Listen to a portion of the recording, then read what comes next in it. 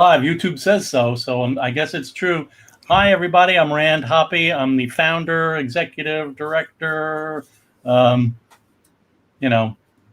poobah of the of the Jack Kirby Museum and Research Center, and I'm here with. Who are you guys? Tom, you go first. I am the president of the Jack Kirby Museum, not the Grand Poobah. You're not the great. You're the poobah, not the Grand Poobah. All right. I am Mike Cicchini. I am the lesser poobah and secretary of the Jack Kirby Museum. But a water buffalo nonetheless. Yeah. But we're here today, and we're going to be continuing our series regarding Jack Kirby's Fourth World at 50. It's been 50 years since the Fourth World made its way onto the newsstands, and we figured during these times where we're spending a lot of time at home and doing live streams, that it was a perfect time to do a live stream and a series to celebrate the Fourth World. So I am going to fire up this presentation, and I guess that'll change what's happening on the screen, and then we'll just kind of move along from here. So, right. So that is our fantastic title with our logo, and this is what the second in the series, or well, that's right. It's episode 2. Yes. Because what was episode 1 again? We're going to get there in a second. Just give me a moment to talk about episode 2. So we're doing that right now. It's with pals like these, only because we're finally broaching the subject of Superman's pal, Jimmy Olsen. And, you can look at the other issues and go, yeah, there's something to do with pals there, whatever. But so it is episode 2, but we started out with episode 0 because we're comic book guys and we do issue 0. And we did the ramp up. And that was basically an introduction to the Fourth World Summer, or the Fourth World, where we talk about Kirby's influences and what he did to get himself to the point where the Fourth World was happening. And then we did episode 1, the number ones. And we did the number ones in particular because Forever People 1 and New Gods 1 were the first things Jack Kirby produced for the Fourth World. So that to us seemed like that was something to talk about them first. But that's the on sale. This is a chart of the on sale dates for the Fourth World. And what you see is that Jimmy Olsen, actually, I believe the first 3 issues of Jimmy Olsen came out before Forever People, right, Tom? I mean, that's right. Yeah. So it's interesting that Kirby worked on Forever People 1, New Gods 1, and then some issues of Jimmy Olsen, and then or 1 issue of Jimmy Olsen, then 1 issue of Mr. Miracle, and we'll get to the next. That's the next screen right here. This is what we've taken the analysis from the X numbers, right? And what are the X numbers again? They are the job codes that they mainly for accounting reasons that they would assign to an issue so that the artist or the penciler and probably the inker as well and the letterer would be paid for the work they did. It was kind of just an invoicing system, right? So that was accounting and traffic, so that he was billing for things and getting paid and, saying what was what. The interesting thing is they eventually went away like around, 76-ish. 75, right. 76. They stopped doing that. Right. But in these issues from the early 70s and mid 70s, we get to see that and use it as an analysis tool to kind of figure out what's happening with what Kirby was up to. And as far as the X numbers are concerned, this is what you're seeing here is Forever People 1, New Gods 1, then Jimmy Olsen 133, and then Mr. Miracle 1. But since the ones made a nice little set, we decided to do our first episode on that. Go to the YouTube channel, check it out. It's there. It's fun. I don't know. Did we make any sense? We did make some sense. We showed some. So. Yeah, we showed some cool things. Jack is great. So, so what we're going to do this time, though, is we are going to look at these issues.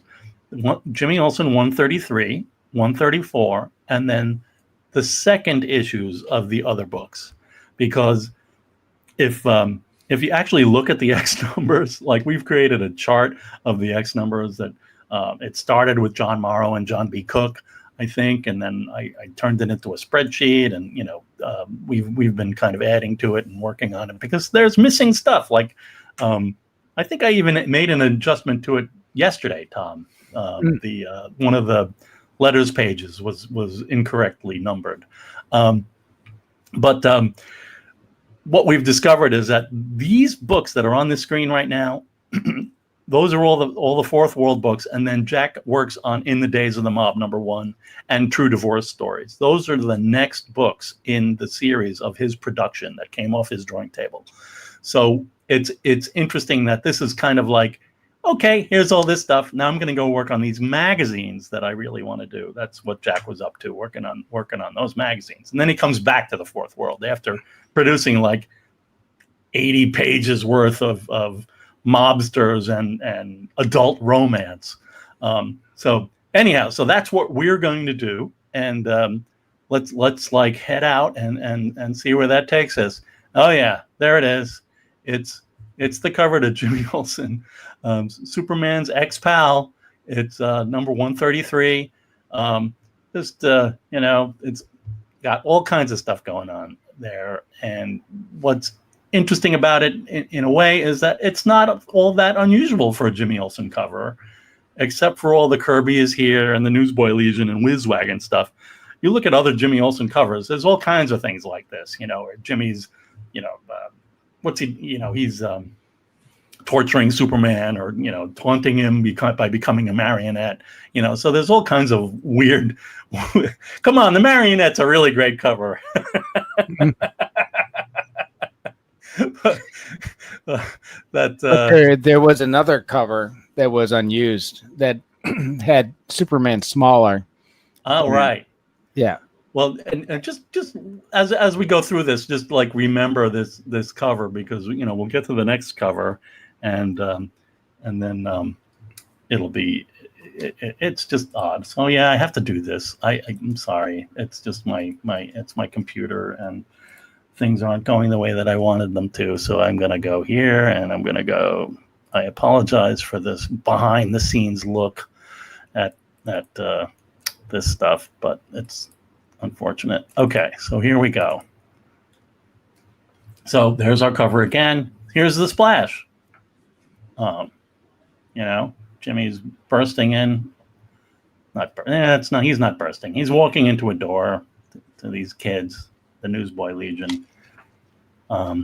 What really something it took me years to really wrap my brain around was that Jimmy Olsen was a newsboy as well. So it made all the sense in the world for it to work this way. I somehow that just didn't click for me. Is this great spread? We will get to this spread after we go through the story. We have some cool stuff from our digital archive regarding this spread. It's really, really interesting. So yeah, he Jimmy's like checking out the Whizwagon. Kind of unfortunate in a way that it had that name. Right. But and it was designed by Big Words. That's right. And they got the assignment from Morgan Edge. Was that what happened? Right? Yep. Yeah. Morgan Edge financed the whole construction of the Whizwagon. Right. So that's like I guess that's the introduction of Morgan Edge as Jimmy Olsen's boss. And so there's that lower tier there is the introductory panel. It's me, I'm Gabby Jr. I'm Big Words, blah, blah, blah. So. And these are the kids of the original. That's right. They Newsboy Legend. All of them, but Flipper Dipper refer. Dipper, yeah. I think they refer to their dads, So then they're going to get in that Whizwagon and head to the wild area. It's a nice transition between Jimmy Olsen and Morgan Edge. Yeah. Reminds me almost of like the way he did 2001, where he was copying the movie. Yep. So there's Morgan talking to Clark Kent.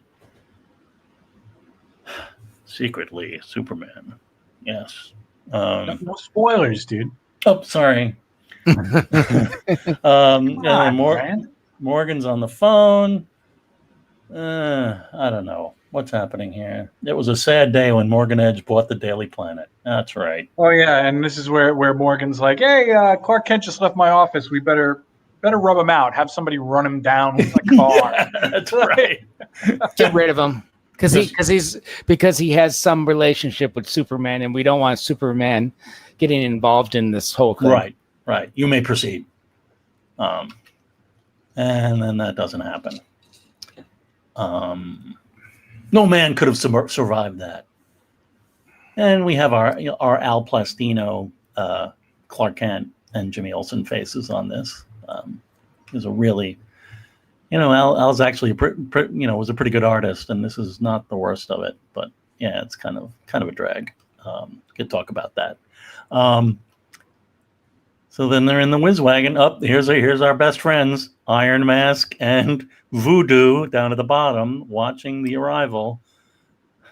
Love those guys. I think they only appear in this beginning part. They disappear after this. That's right. That. There's some zooming action. The whiz wagon is stuck. Again, they're being attacked. And the boys fight back, and there's, all kinds of great things happen. There's punching. It's good. Yeah, and Jimmy Olsen gives him his Sunday punch, and that knocks him out. Yep. And then what happens? Well, ow, my hand. That's what happens. What happens is that the other outsiders show up. And, of course, being Yango and Fleck show up. And, actually, it doesn't happen yet. Right? Oh, no, it does. Jimmy Olsen. Yango looks like Jerry Garcia circa 1970. He does. Mm-hmm. Jimmy Olsen becomes their leader. Becomes the leader of the outsiders because he punched out Iron Mask. So Superman, weird barrel-chested, Wayne Boring-like Superman there. Al Plastino, obviously, but still. Superman shows up. He's looking at the whiz wagon. He finds the secret passageway. I like that guy. Sitting in his nest. What are those? Yeah, it's like a nest, like an osprey nest. Like he's an osprey. he's meditating. He's incubating his inner chi. So there he is, and Superman arrives, and then this happens where there's like this militia, and they are obviously hunting the outsiders. Which is really pretty strange. Red Fox to Blue Patrol. And then Jimmy and Yango show up.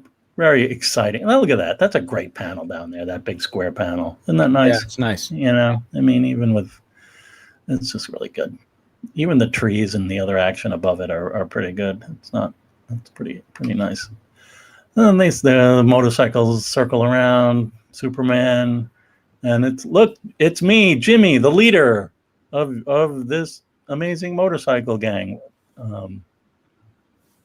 And Superman tries to tell him to get out of here, and he says, "No, I'm on assignment, and I'm staying." And then Superman, he what's going on is Superman gets conked out. It's like K gas or something like that. Yeah, kryptonite gas. Yeah, right. So that's such a great panel, though. When he gets zapped up there in the upper left. Yeah. Yeah, that's pretty cool. And Morgan Edge is still,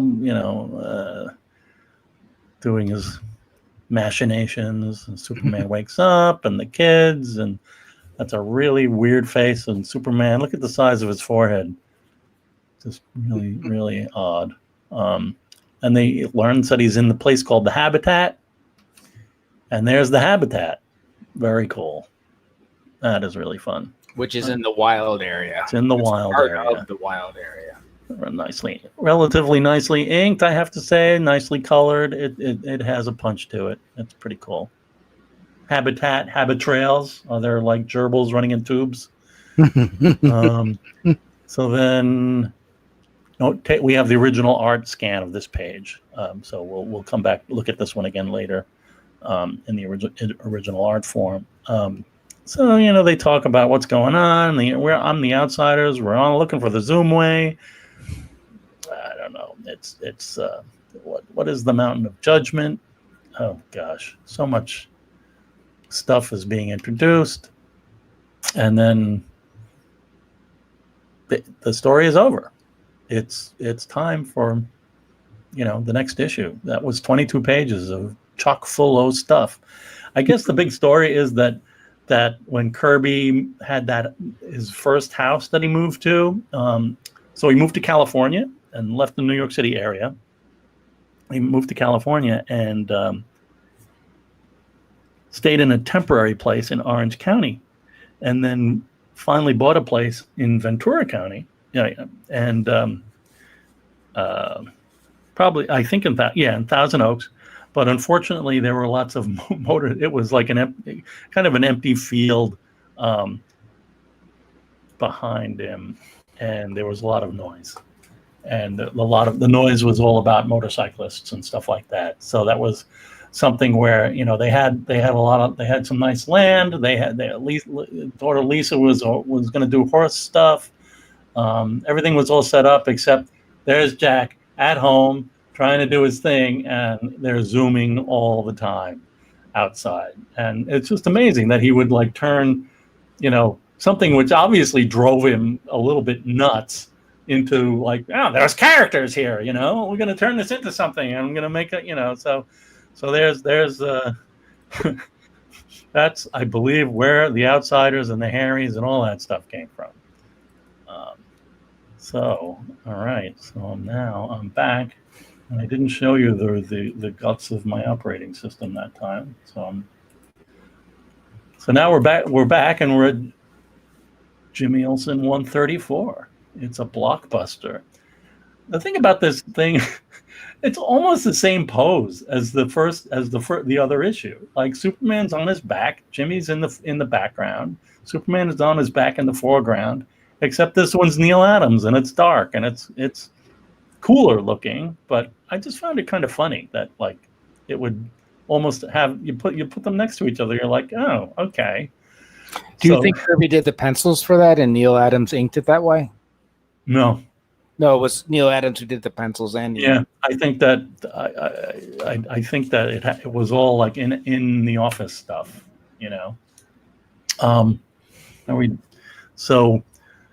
This is the second issue. They're on the Zoomway. There's the Whiz Wagon. There's all the Outsiders.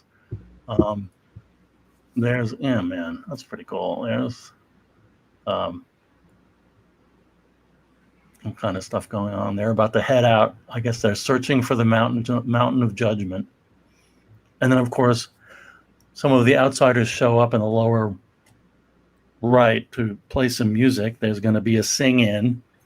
And it could top Woodstock. It could top Woodstock, yes. And then Superman's like, "Don't do it." And then another weird Soup's face. It's like he's all like rubbery, like his eyes are pointing in one direction, his nose is pointing in the other. And then taking off the effects of the K from. That's right. But he tries to tell them that don't go, and then one of the bikers starts going towards him, and then there's all kinds of action, and then he gets hit with the Wow. So yeah, he gets hit with K-gas. A-gas again. I guess the Harrys are mentioned for the first time. And the Harrys, I guess, are the ones who created the Zoomway and the habitat.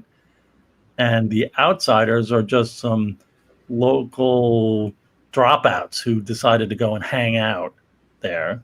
But here is this middle tier here. There's your inspiration. That image does not appear in the first issue in 133. So it's almost like whatever they were doing. He had, 2 issues. He had New Gods and Forever People in the bag. He's working on these Jimmy Olsen issues, and somehow this is the most compelling issue, that Superman's laying on his back. We're going to make 2 covers out of it. Wild, there's Yango again. He's doing Yango. They knock Superman out, and then it's time to head out into the Zoomway. And there's all kinds of great Kirby action. This is just it's really fun. I'm going to get rid of that because Tom doesn't like it. And there's action. In the Zoomway has the Mountain of Judgment. Yes. And they splash into some water. There's the water obstacle course. It's almost like the Titans, or that TV thing where people try to like get through the water and jump. Yeah. And American Ninja Warrior. Yeah, it's like that. There's some water, and the Flipper Dipper is very helpful with his scuba action. And then there's this. Hell yes. It's a Kirby collage. Boy, does that look junky. We'll see what the original looks like in a few minutes. Good, because I've been meaning to ask what the model of that whiz wagon is. I don't know. It reminds me a lot of like a car that I remember playing with when I was a kid. So it might be a toy of some sort, but I can't really say for sure. And then here's another incredible collage page. For some reason. So what this is they're going through the Zoomway, and part of the obstacle course is these projections. So it's like they're driving through like a 3D TV set with like all these holograms and stuff all around them as they're flying, as they're going through the Zoomway, and literally on the bottom as well, so they can't tell what's up and what's down kind of thing. But they have some kind of tracking device on the whiz wagon where it can see the road, but they can't really know where they are. Right. It's crazy. It's really fun, right? It's all meant to scare people away because they don't want to be disturbed. Right. Those Harrys. Yeah. So Superman wakes up. He does the one eye, make sure his nurses are gone, and takes off. And then what happens? Dun, dun, dun. What's that thing? It's looming larger. It's the Mountain of Judgment. Look at the size of that thing. It's incredible. It's a giant missile carrier. Doesn't look like a missile carrier I've ever seen. I know. And I think we've got like Scrapper going, straighten out the whiz wagon before we're gone, like vaudeville. Thanks, Jack. Like, of course, a 13-year-old kid in 1971 would make a crack like that. But then we head back to Mr. Edge, causing all kinds of, he's on his iPad. He's on his iPad. He's in the middle of a Zoom meeting.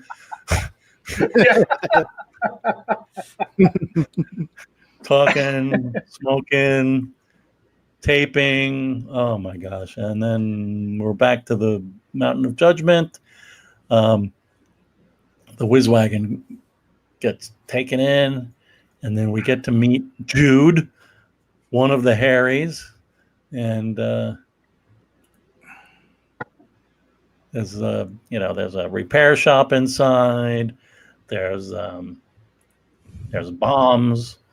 There's the story with that has to do with Morgan Edge. So the whole idea is that he's working for Darkseid. Right.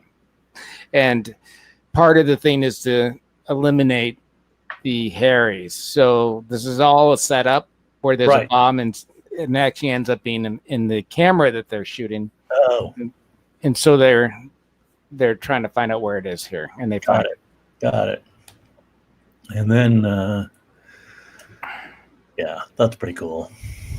Then they eat. And then at the bottom in the center, Dark Side first appearance. Flesh tone. Awesome. Really. But the reprint, and also his helmet is white, but in the reprint they fixed everything. I know, but first publication, he's there. He is. Yeah, I'm looking at that panel in the omnibus, the Fourth World Omnibus Volume 1, and that is definitely corrected. Yeah, so it's kind of fun. So this is literally the first time he's published, but not the first time that Jack drew him in. That's because right. he drew him originally in Forever People #1, right? Yep. So let's go back to that presentation. Where the heck is it? Hold on a second.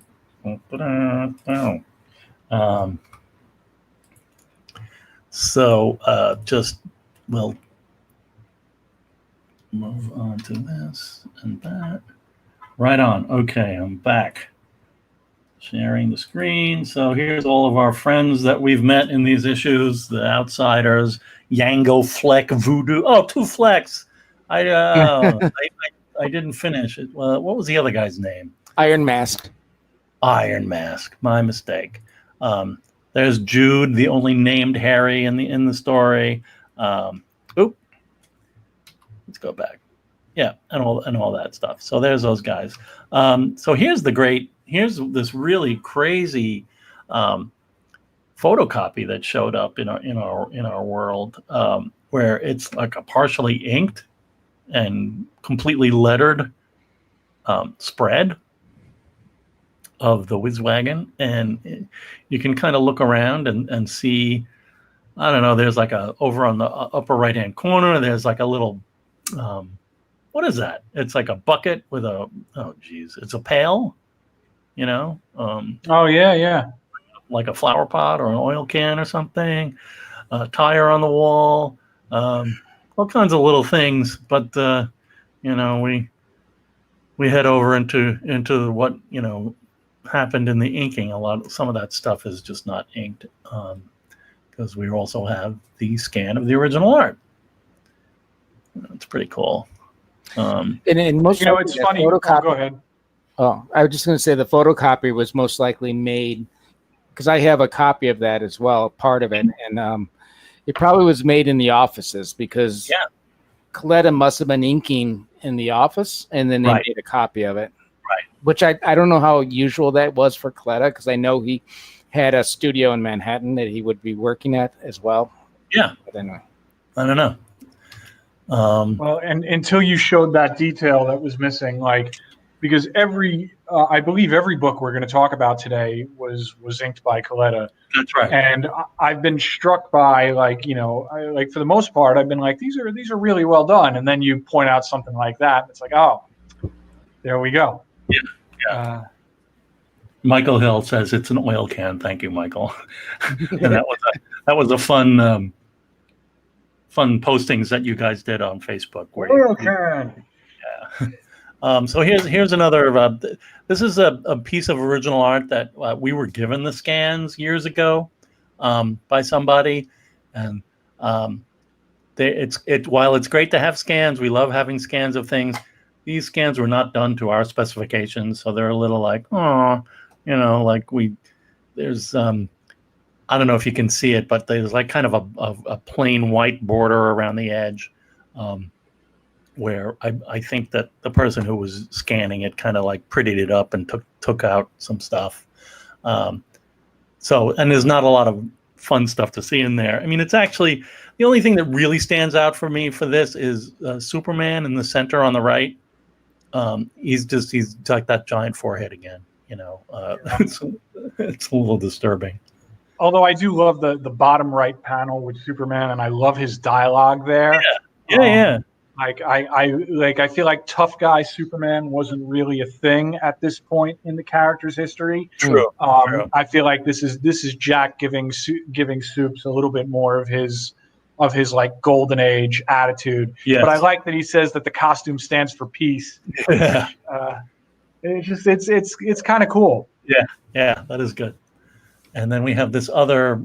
This is the page I mentioned earlier that we have, where honestly, the Plastino is not that horrific. I wish it wasn't there, but whatever. Jimmy actually kind of looks okay. Superman looks a little wonky there in the center on the left, but in general, it's a pretty nice page. So it's fun to be able to have that.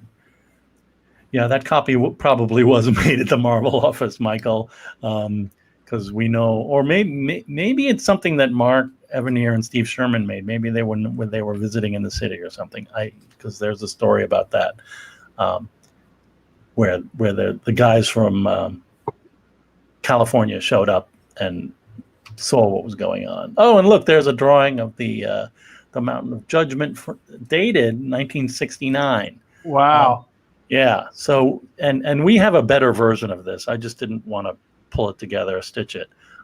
So this is a kind of a pretty plain black and white version, but we do have, the full pencil. High res. We have a high res version of this. Yeah, it's a lot nicer looking than this, but this was, and there's rumors of another drawing of the Mountain of Judgment out there that I'm trying to hunt down. That we had some correspondence about it with some of our friends a few years ago, but I couldn't find it in time for this presentation. So yeah, Jack clearly had this idea for the huge vehicle, back in '69, and didn't give it to the Marvel. So what's next? Oh, and there it is, in full color. Oh wow. Yeah. It's too bad when they did the reprints, they didn't do it in full I know. color. I know. Oh gosh. I mean, and you can see the sad reality of the mucilage that Jack, or the rubber cement that he used to put down that race car on top of that thing, because all that brown smearing is the glue. Yeah. That is one of the problems with a lot of original art from the past, mainly 70s and before. 80s even. They use rubber cement, which is really bad, fast, but it's acidic. Yeah. So it will slowly eat through paper, basically. So whenever you do a restoration project, you try to neutralize the rubber cement. And there's the guy who owns this actually has it up on his Comic Art Fans page, and he found the source for the crazy colorful, the majority of the crazy colorful stuff that's the background. It was a Jimi Hendrix poster. Really? Wow. Yeah. So that was cool. I love when sources of collages are found, but Jack's collages. And what do we have next? Oh, so I found, I went looking around for the other page in the hopes of finding it, and all I found was this. And I don't know what this is. It's weird that it's only the top panel and not both panels. I don't know what this color looks like, whether this is Jack's color. I don't even. It's just something that's out on the internet that is for that second page. I wonder if Jack did all those panels, those collages, as separate things. Oh, you mean the two? Like that page that has the two on it, that it might have been two separate collages. Good. Yeah, that they reduced down or did something. Yeah. So maybe not. Who knows? Yeah. All right. So what's next? It's Forever People 2. I feel like this is my first Forever People back issue. Like, it was like, I like Commandy, and I heard about this Fourth World stuff, in the Forever People, and I think this might have been my first back issue. So I'm gonna come back to my camera, and then I'm gonna do this, and fire up Forever People 2. I love Forever People 2. It is such a fun issue.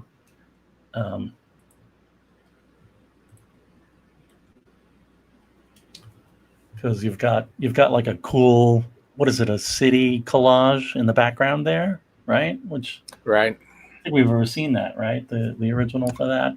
Never seen it. It's out there somewhere because all this stuff exists. Yeah, for the most part, that's true. I agree. So yeah, Mantis, why back to your far domain, Infinity Man. So and here are our new agers, the Forever People. All right, let's move on into the world of the Forever People. So there they are. Nice poster shot of these guys. Up there's really nice. This is nice inking, especially Beautiful Dreamer. Looks beautiful. They all look really nice. It's really nice. They look great. Page. And they look like kids, which I don't think they always do. Right. That's true. Okay, so then they arrive and with the super cycle, and they're in the. I think this is a pretty bad scan. I apologize, but they arrive in the middle of traffic, and do your duty, officers. Nice, but why don't you bust those hippies before they tie up the whole town? Okay, so yes. And we move. Oh yes, and Big Bear gets to have. He's like, again, vaudeville gets mentioned. I love that top sequence. Though. Yeah, it's great, right? Hilarious. I laugh every time. Yeah, again, it's like for it to be my. Thank you for the experience, brother. Yeah, it's before people started saying experience for everything. Yeah. It's like after Mr. Miracle 18, this was probably my first Fourth World book. So, it's great. This is great. And then, oh geez, there's Mr. Trouble. He's coming up out of his power pod. Oy. Now what? And there's the. So Mantis is a character that's from.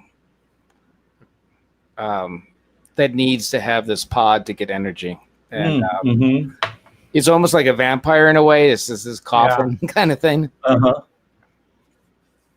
Oh man, Jeff Lancaster's watching this on his TV, so cool. he's loving all the art. That's great. That's nice to hear.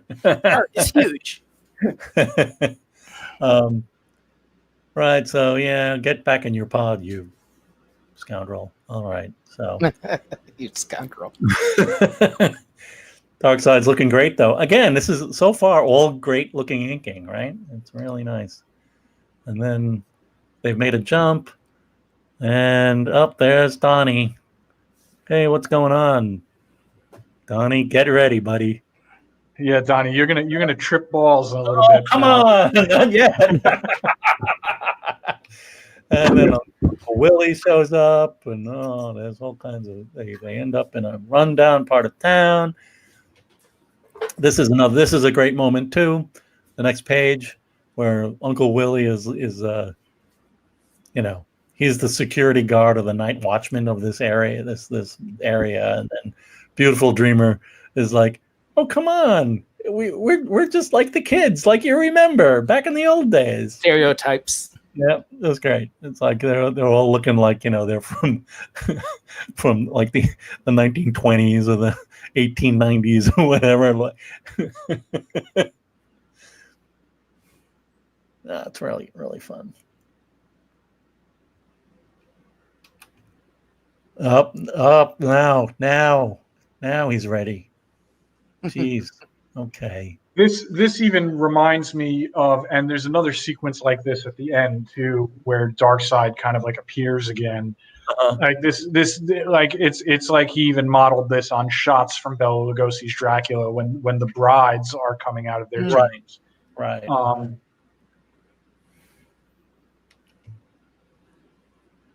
Okay. Yeah. Big Bear carrying that stuff like that. Very funny. Seraphine's loving the What did he say? He makes the TV work by using one of the bullets in his helmet. Yeah, and it's like a pure representation of early post-atomic middle-class home visuals. It's a mess inside. I know, it's beyond repair. And here's Donnie getting his mind Donnie. expanded. Oh man, this is like Now- it's like one of my favorite things. We, the Kirby Museum. Like if you come to our booth at a convention, we have like a box that we made that was like where we keep our pens and pencils and other supplies, and like Donnie's right there on the front of it. 'cause Yeah. But I mean, like, I know we Jack did not partake in the consciousness expanding of the era, and I'm certainly not saying that I ever have or haven't. But the dialogue here, what Donnie is saying and experiencing, is pretty authentic. It's pretty authentic. From what you've heard of these kinds of things. I agree with you. You got to remember that Jack was exposed to a lot of young people that would come to his place, and a lot of people would just show up on his doorstep that were like hippies, basically. So he had a lot of material to work with. Yeah, I mean, I was just thinking. I was thinking today. It's like here's another band name: Seraphans Bullets. Oh yeah, hell yeah. Yeah. So then there's news, and there's Mantis is on the news. So there's trouble, and the kids and Uncle Willie. And so really, Mantis has a huge ego, and he wants to have all of Earth like praise him and bow down to him, whereas Right. Darkseid is more of a planner and schemer, and which is totally different. Mhm. But Darkseid, of course, being a schemer, uses in a way Mantis to entice fear among the population, so that they decide who's his friend can like monitor the brain waves and see if he can find a brain with the anti-life equation. Right. So then the kids, they do their thing and call on. Right. Let's say the call word. Taru, and the magic word Shazam, Taru, Same thing. Himoda, and call forth the Infinity Man, and he's a great-looking character. What to say? It's really this. I believe this predated all the Japanese Sentai stuff. You think? But Yeah. I'm pretty sure it did. I'll talk to one of our Sentai experts at Den Geek, but like the process of them coming together to form the Infinity Man, but even the Infinity Man's design is way ahead of his time. Like I could totally see this as like a rubber monster show, like an Ultraman thing. Yeah. No, he looks great, and there's lots of action, and there's lots of destruction, and as the police are known to do. Floum, take cover, men. Thwomp. Yeah. That's great action panel. So cool. The grip of icy death. And then Mantis fights for tawdry goals. What do you say, Desaad? You creep? There's all kinds of, Desaad is Darkseid's friend, right? somehow, Right. as if he has a friend. Yeah. It's just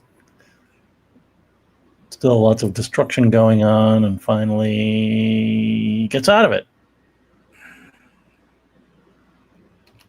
And he takes him back, and he keeps going. You hesitated to gloat, Mantis. It was your undoing.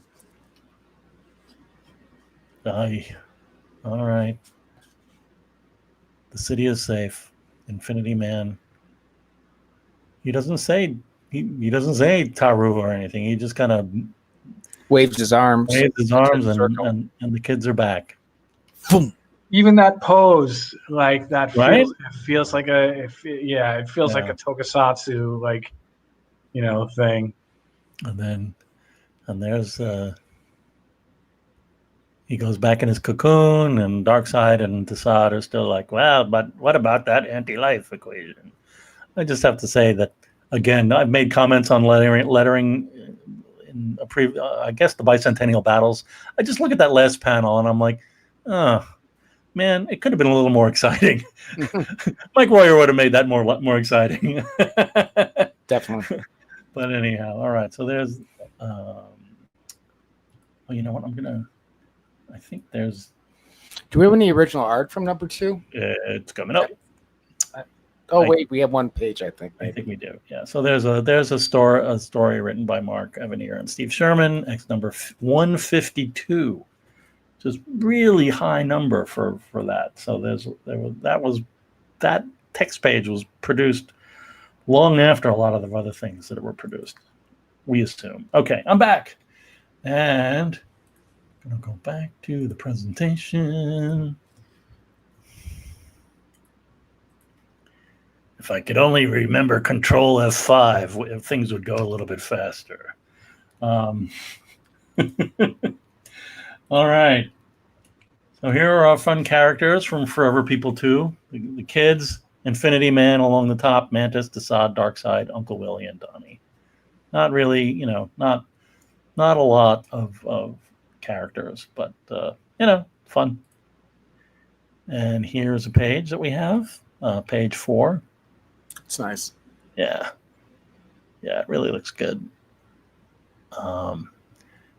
Very chopped up. The piece of paper at the top with the angles and stuff. It's pretty odd.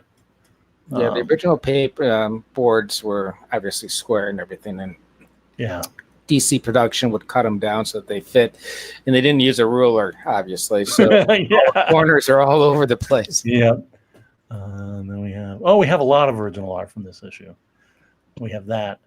Now sometimes the pages end up coloring differently, but I'm not gonna say these are definitely the colors because I did not do the standard adjustment thing. But I would say that back then, not like today, when you draw at Marvel or DC, you get these boards are all pre-ruled out and everything. Jack had to go out to a store and buy his own paper. Oh, he did, yeah. Yeah, so the paper varied in quality. In some cases, it was better, meaning that it was less acidic. In other cases, it was horrible. So the page on the right is definitely one of the pages that was horrible. Right.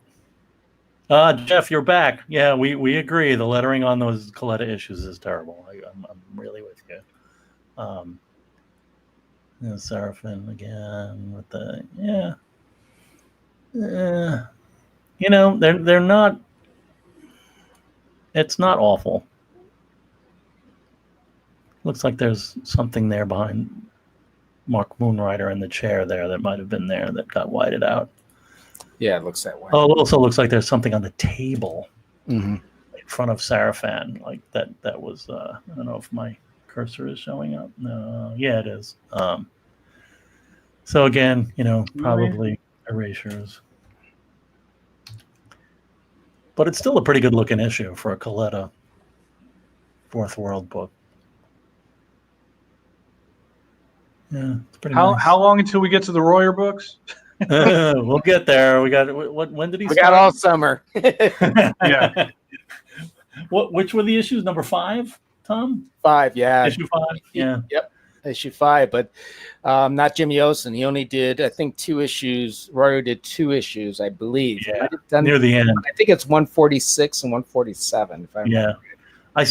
I one of the things that I did like this weird deep dive into changes to Superman faces at DC in the early 70s.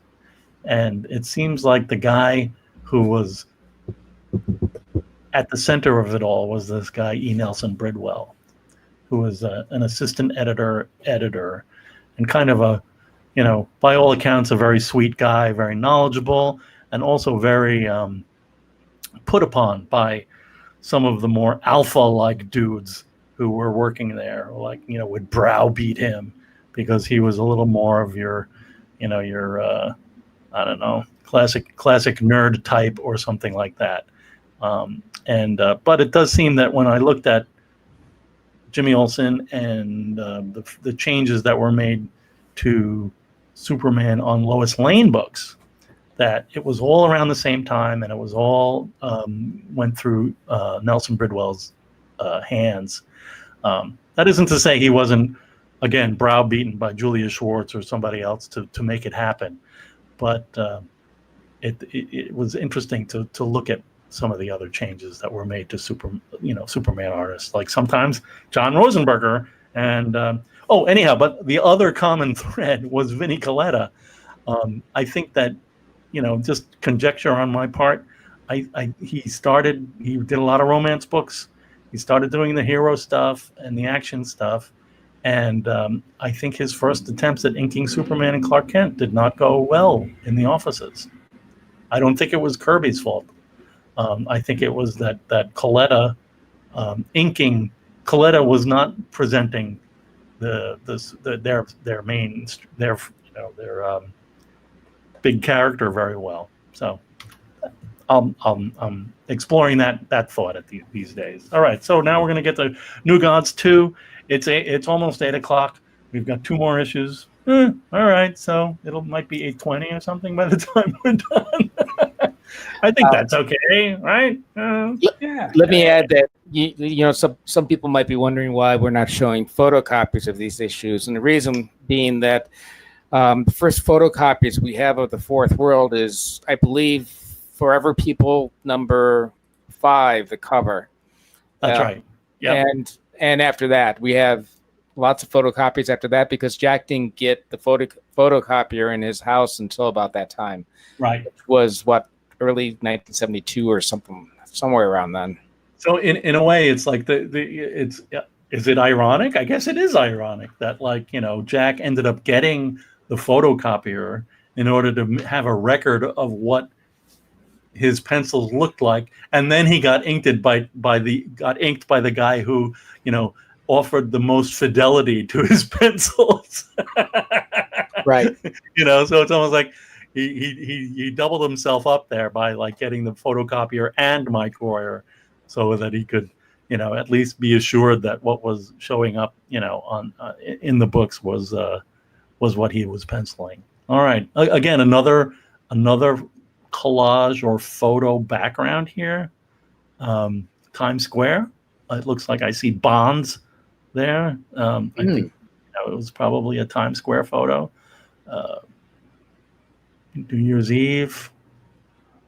I don't know. Maybe it was when Martin and Lewis were playing. I don't know.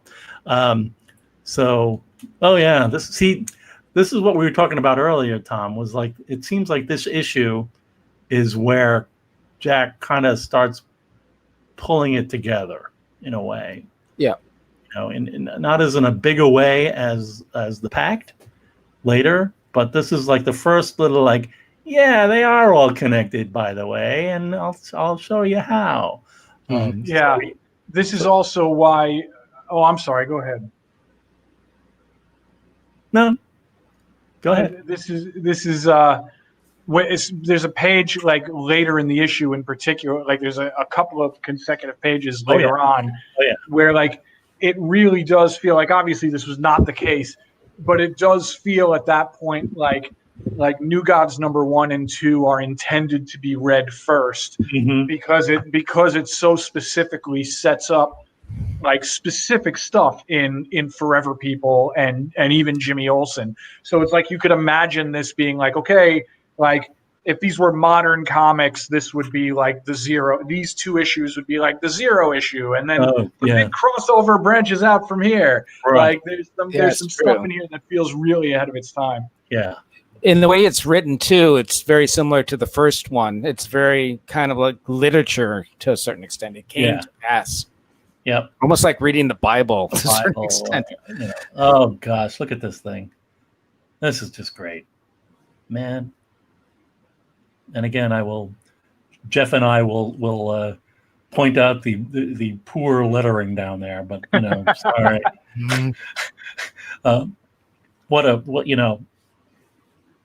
What we'll take a look at the original art for this later. So stay tuned, folks. It's pretty sweet looking, and not necessarily a lot of erasing, if I recall correctly. But it's really, that is just beautiful. We have this, and oh boy, yep, there's trouble. There's war. Follow Orion. Darn it. I never understood the dismembered hand to write. It just seemed very strange to me, but yeah. not to say it's bad. It's just strange. No, it's pretty odd. Yeah, it's fun. Yep. So Orion's fighting monsters. He's my friend. I have to go. This is great. You are not ready. No, the time is not yet. And then here we go. Oh yeah, this is the Orion in an easy. Darkseid in an easy chair. Right. He's in a nice recliner. I will always laugh when I see this. Always. But watch out, Brona's behind the door. Oh boy. Yeah. So you broke the peace. Finish me and finish yourself. Oh my gosh. Yeah. And then Brona steps out and hits him with a shock prod and the hand of stone. I don't even want to know. All right. So more tasing and so on, and Orion does the impossible. It's great action, energy stuff. Throws Brona through the wall. Darkseid is no longer in his easy chair. What did he do? He tell us something out of there, like Teleray. Darkseid snatched him by Teleray. Old granite puss. Yeah. Mm-hmm. So then Orion takes off his helmet. They all introduce themselves again and talk about the anti-life equation, and Darkseid and Brona return to Apocalypse. Darkseid kicks him and starts talking to Desaad about things.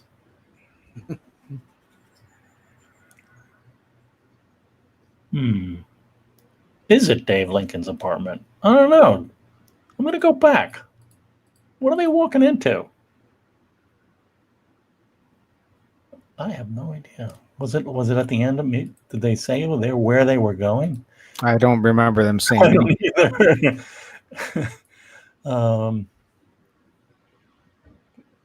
Everything's destroyed. Oh wait, we came to my apartment. My apartment. Yeah. Thanks, Mike. So there are words from Daniel chapter 5 that the team is reporting from Michael Hill and Steve Meyer that they're about the writing on the wall, the flaming, the hand having writ, something like that from the book of Daniel is in the Bible. So I guess that's where that cool flaming hand came from. Thanks, Mike.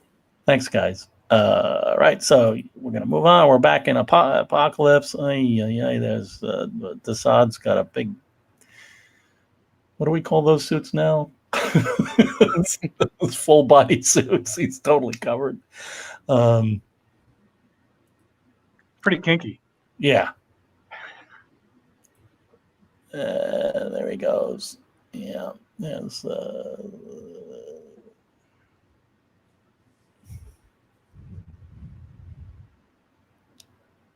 So then they use the mother box in order for them to see what Orion is seeing. Yeah. They're tripping. A movie without film. Okay. It's called VR. Yeah.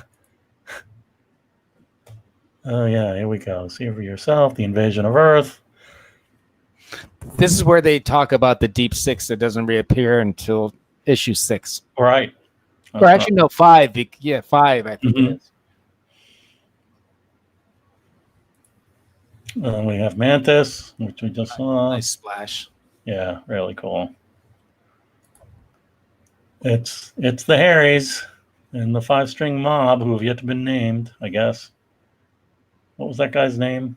Hugo? No, I forget. But Judah. Jude. Jude. So we're in that's totally the wild area.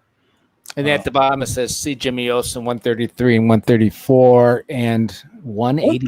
137. I'm confused. 137. Why would that be saying 137? Yeah, I'm confused by that. We're gonna have to look into that a little more. Because this was out before 137, way before 137. Yeah. Okay, so then so there's trouble. There he goes. It's got to find the invisible beam. Some great action stuff going on here again around the city. The billboard. The fear generator is disguised as a great billboard. Clever. Clever. Easy on the eye.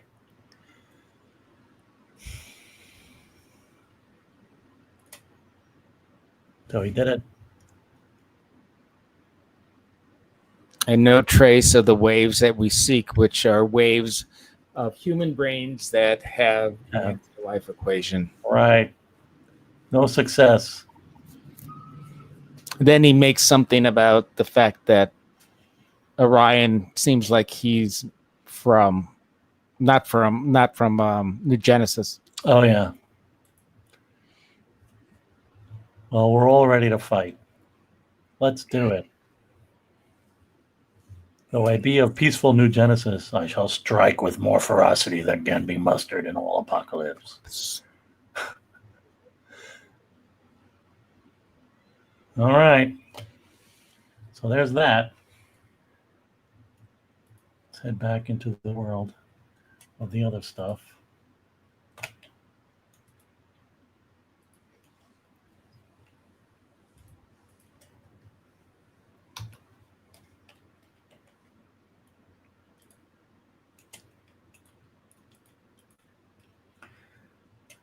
Claudia Shane, Harvey Lockman, Dave Lincoln, and Victor Lanza, Desaad, Brola, Darkseid. Yeah, there they are. They're friends and enemies. Here's that beautiful. Desaad is a mess. Oh wow. Yeah. I mean, there's definitely some whiteout going on. It looks like lettering shenanigans. Some of this other stuff, like over on the left-hand side, I don't know, costumes. Maybe there were some tangents over there. But it's not like a whole bunch of backgrounds were wiped out. It's like one tree in the background. Maybe another tree. I don't know. It's beautiful. Well, we just don't know what was erased. Yeah. We only know what was whited out. Right. It's beautiful. Really lovely. What else we got? Oh, and now we're heading near the end. It's the X Pit. And Granny Goodness. Granny Goodness. And scary woman. Some people's favorite little guy. It's like her grandma, but she's evil. Yeah. All right, here we go. Share the screen. Da-da-da. All right. What is a follower? Ever wear error discs? Who is Overlord? Just a few questions on his road to sudden death. Oh boy. Meet Granny Goodness. She reaches out of this world to make deadly little things like the X Pit. Yeah, she's great. Overlord made it. Oh man. So so there's this stuff.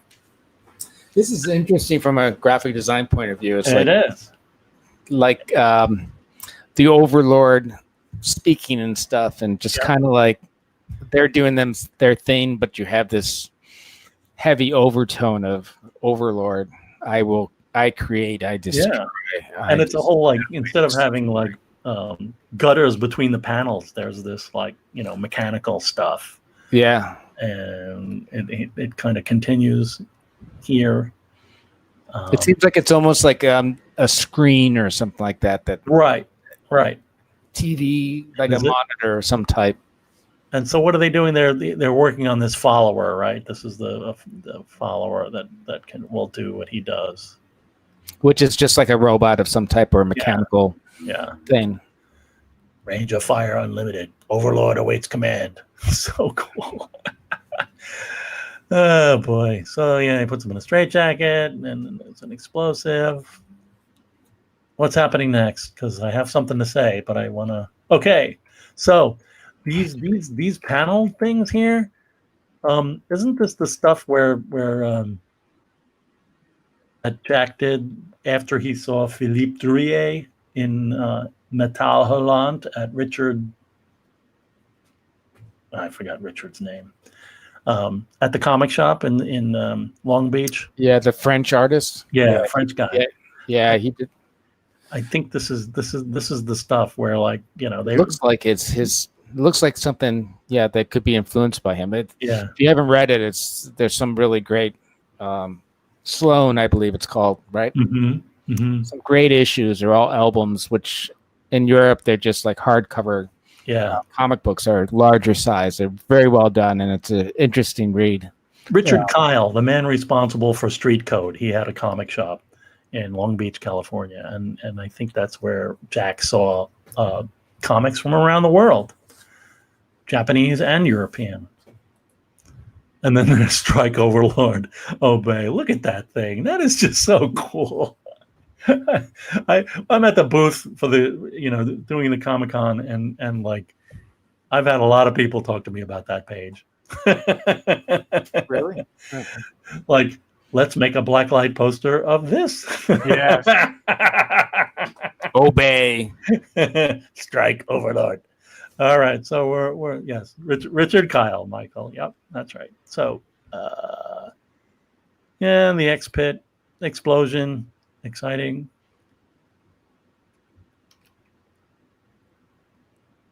The follower worked, I guess. Heavily modified on that third panel with Oberon. I mean, just the shading and everything is totally not Kirby. It's pretty odd, yeah.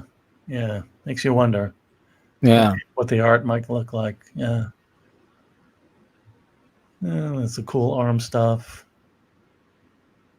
Motherboard, mother box. She's silent. Trouble. And then it's a granny's like playing the organ, or I don't know what's he. I mean, that's the same type of lettering that result negative, victim lives. So that's the Overlord communication device. And that's what she was looking at. So the screen there is basically the first couple pages. It's in an old man. Which makes you think that if she saw that, she would know about the follower. I don't know. Yeah. But then, she's got to have the big reveal. Look at me. I'm not just in a robe. I'm military. I've got chainmail scale. Crazy woman. Yeah. Yeah. And then it's funny because the panel before, her shoulders and her body is just so fragile. Looks very old. Right. And she opens it up, and all of a sudden she has big shoulders and arms and everything and legs. Yep. And she starts beating up her minions, Soldier Boy. Crazy face. And then the great crazy face. Ask Granny. That's why Granny. Scare anyone. Okay, then there's more. If I was like a 7-year-old kid reading this back then, and my mother's mother, my grandmother was going to be taking care of us, I'd be kind of scared. Well, of course, in the cartoons, who did they have voice Granny Goodness, Mike? Ed Asner. Yes. Really? Lou Grant. Yeah. It's awesome. It's so good. Great. So these guys, they oh boy, there's so what are they doing? Level with me, boy. You're not from around here, are you? Okay. You escaped. Okay. And the soldiers attack. The follower, for some reason, comes to life because he's kind of blown up. And he's not following anyone. So no, that's weird.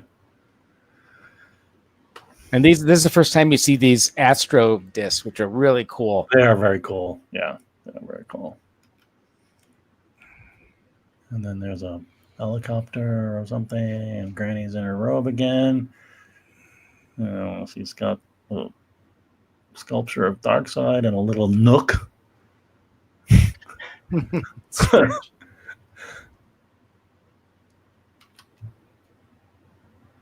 That's the follower, not scot-free. And then here he is. Open the X-Pit, Overlord. And look at that. That's pretty cool. That's awesome. Yeah.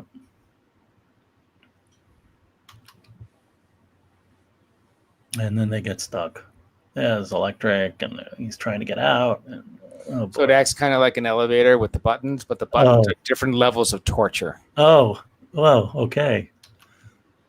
And they get into the muck.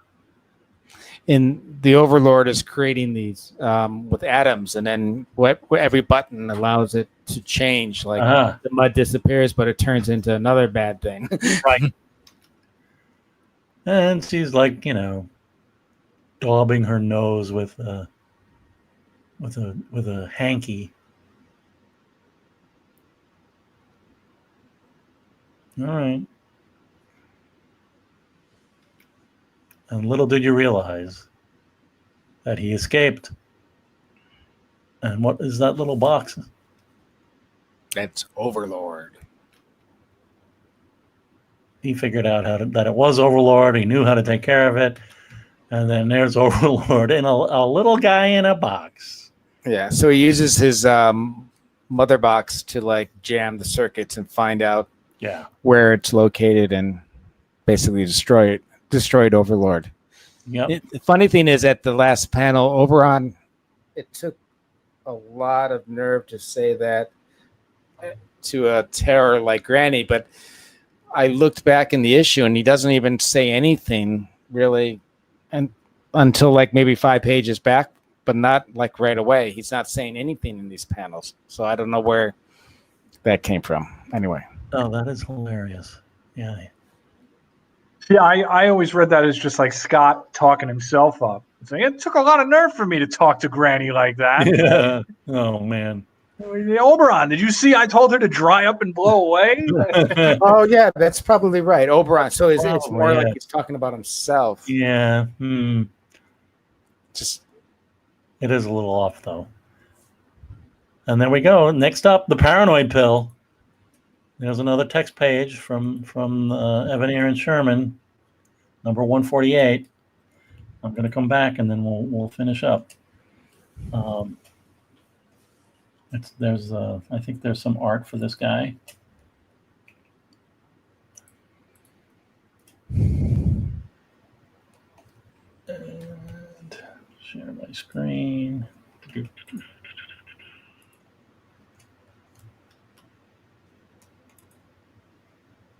That's it. Look at that. 3 characters for real. I mean, other than soldiers, and the follower, oh, right. So we have this, which is cool. It's just nice to see. So just if you don't know what the original art is, basically it's drawn on boards that were approximately 10 inches by 15 inches. And everything was drawn very large. And they would do twice ups, which means they'd put 2 of these next to each other and then they'd use a photographic process to make stats or to make negatives. And then there would be a colorist that would decide what the breakdown of the colors are. And then they would put together the printed comic that was actually what's the size of a printed comic? Oh man, it's like 9x6 or something. Yeah, it's 9x6 approximately. 9+ by 6+. And nowadays, of course, everybody does everything digital, so it's not like this. And that's the other thing about comics.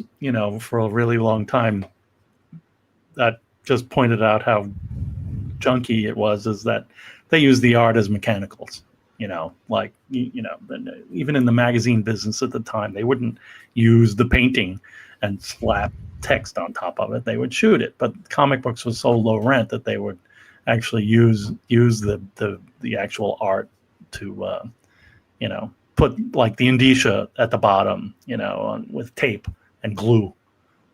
Yep. But that's just because it was such a low margin, kind of business. It was created just for the moment, so they didn't care about archival or they didn't care about anything. Most of the time, give the art back or anything. So we have the first page and the last page that we can share with you guys. So it's kind of interesting. You can see Oberon's brow is kind of messed around with there in the upper right. And also on the bottom. And also on the bottom. Last panel. He's a challenging character. Like, what is his hairstyle? Vinny? I can't make any sense out of it. So it would be interesting to see that one with the fire that you said was manipulated. Yeah. But you know what? That is our 5 issues. Holy smokes.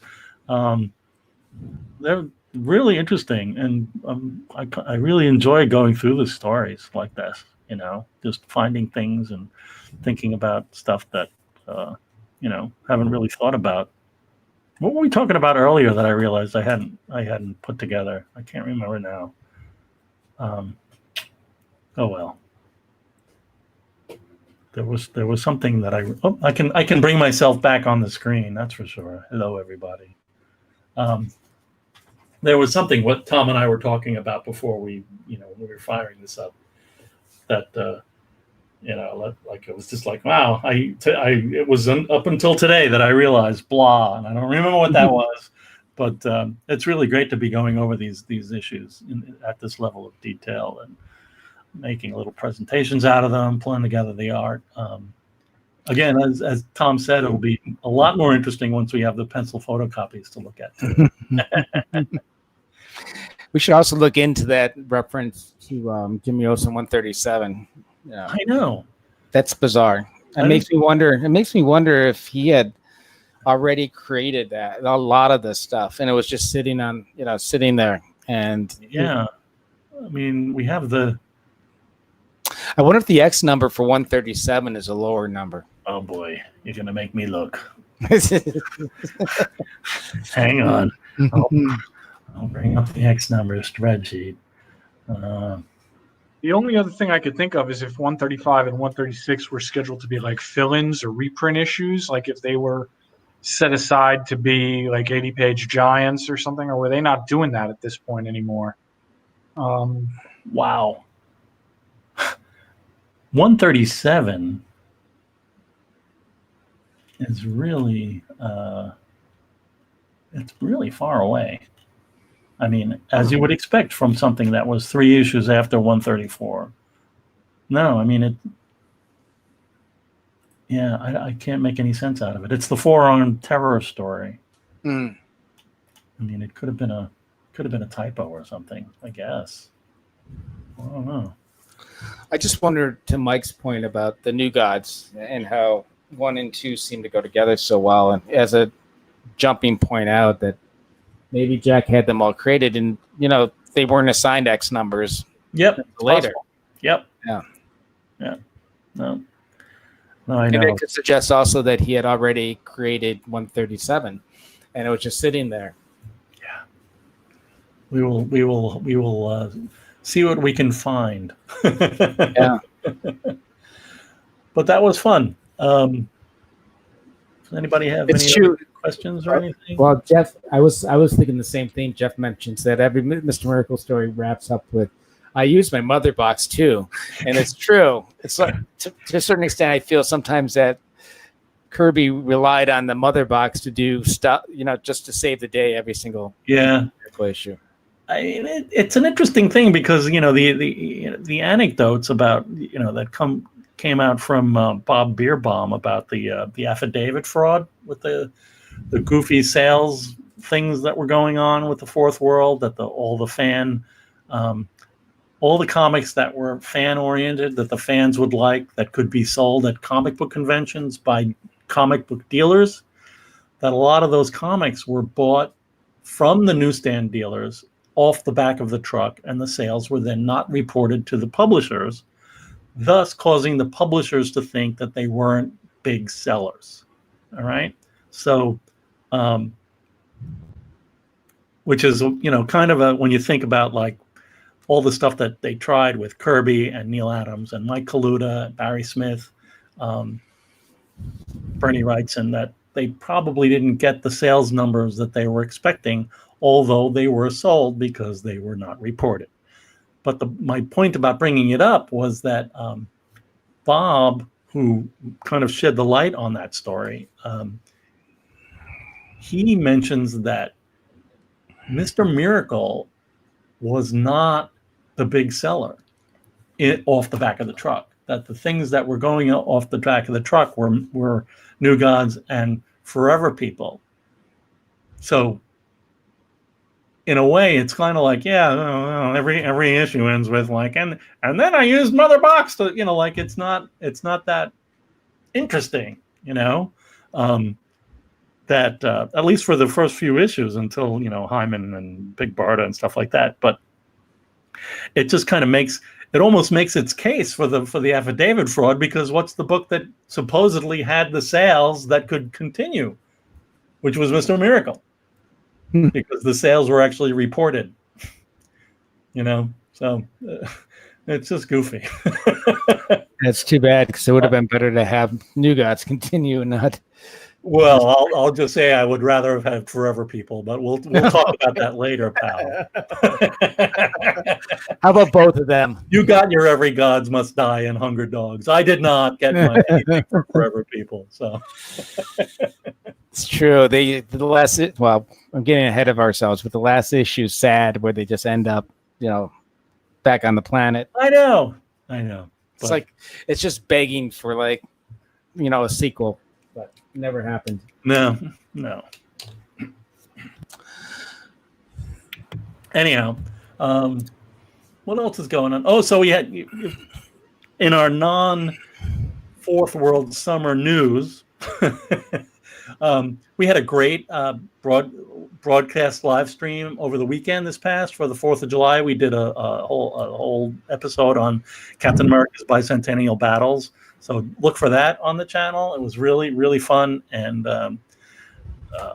just, ended up, it's funny because we ended up, I ended up like remembering this panel in Captain America's Bicentennial Battles where Cap mentions Selma. And like it didn't even make it into the show because we only started talking about it after the show, and we ended up getting all this action on our social media feeds for that.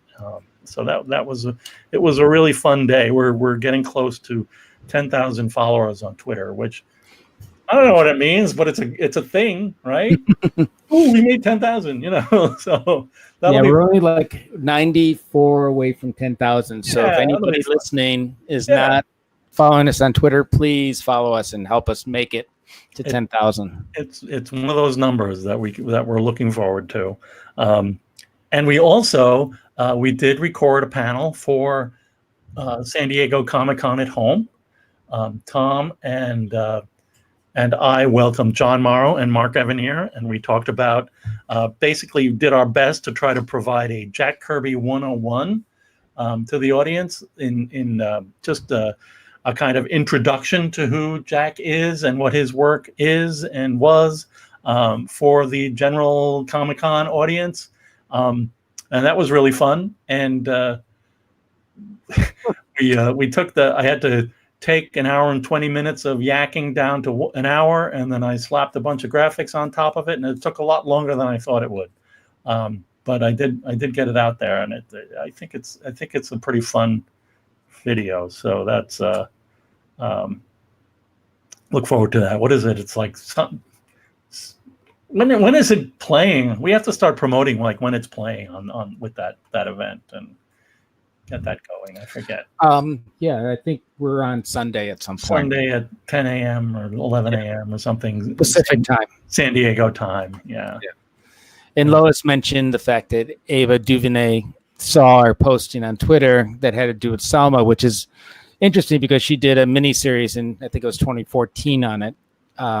maybe on HBO. I've Movie. never seen No, it. No, it was movie. a movie called Selma. Okay, movie. Yeah. Sorry. Yep. It's quite And- good too.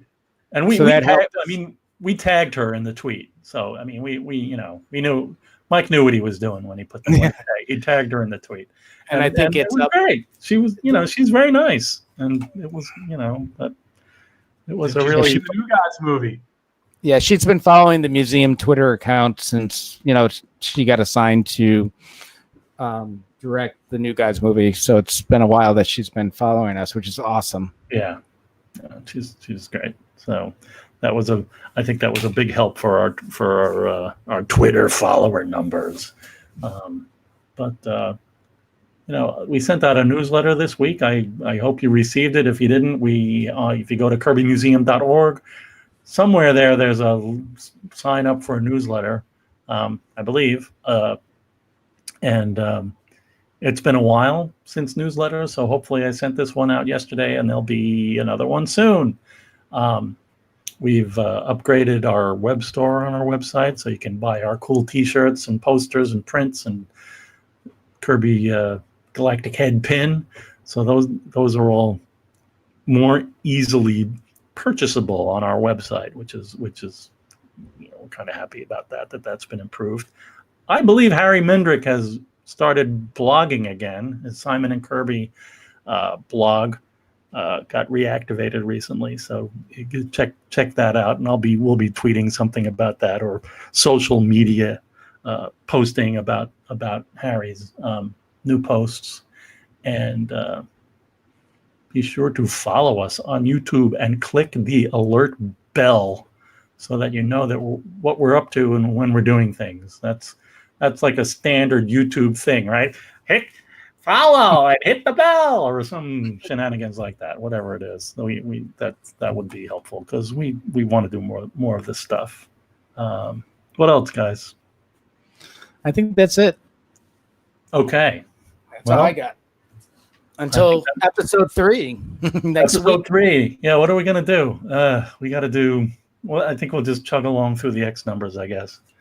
And Yeah, we're also looking for guests. So we try to bring in guests. right. Once So in a that's the switch off. We'll do one of these, and then we'll do a guest, and then we'll do another one of these, and we'll do a guest. And we did Mike Royer, but I have to edit the Mike Royer's piece, which I should really finish. Because we were having Mike was having technical difficulties, kept dropping off. So Yeah. We want to clean it up so it's more presentable than the way it is now. Yeah, it was a little hectic or erratic. And thanks so much for coming by. I enjoy hearing from you in the YouTube chat room panel page. It's we do our best, and I look forward to doing it again. So thanks a lot, everybody. Thanks. Thank guys. you, everyone. All right. Bye-bye.